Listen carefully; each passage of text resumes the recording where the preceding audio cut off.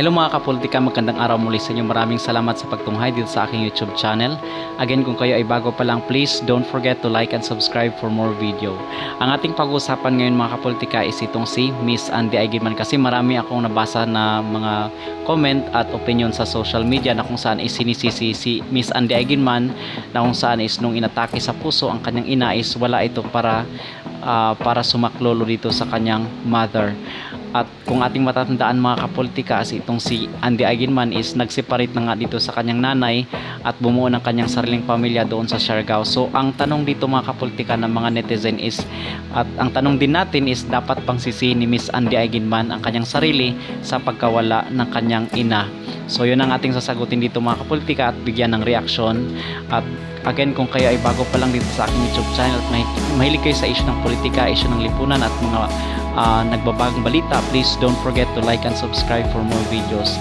At doon sa aking previous video mga kapolitika is meron ring nag-comment na kung saan is tinawag pa nga itong si Miss Andy Aguinman, kasi yun daw ang natatak talaga sa kanyang puso, sa kanyang isipan, na kung saan itong si Miss Andy Aguinman is wala para tumulong dito sa kanyang ina at sumaklolo nung time na mas kinakailangan ito ng kanyang ina mga kapolitika.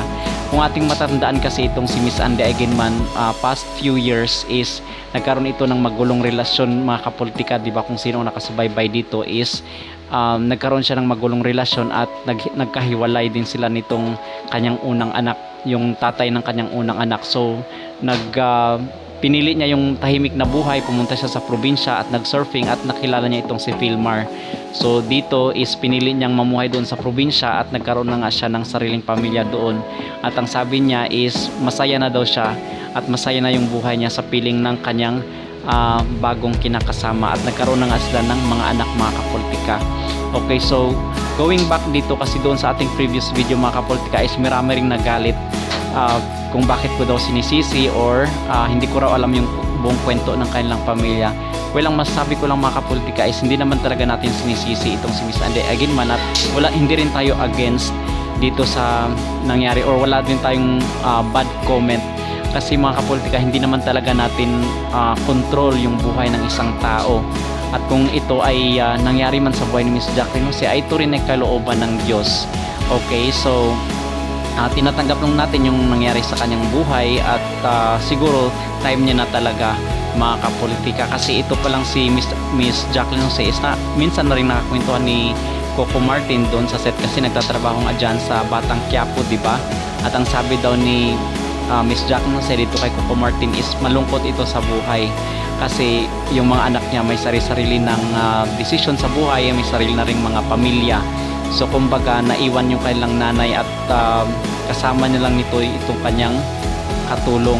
But nung time daw na inatake ito sa puso ay nandun daw yung katulong nag-day off mga kapolitika. At nung nadatna nila nung Lunes is, kasi hindi nga ito sumasagot sa mga tawag at text, is nakahandusay at nangingitim na.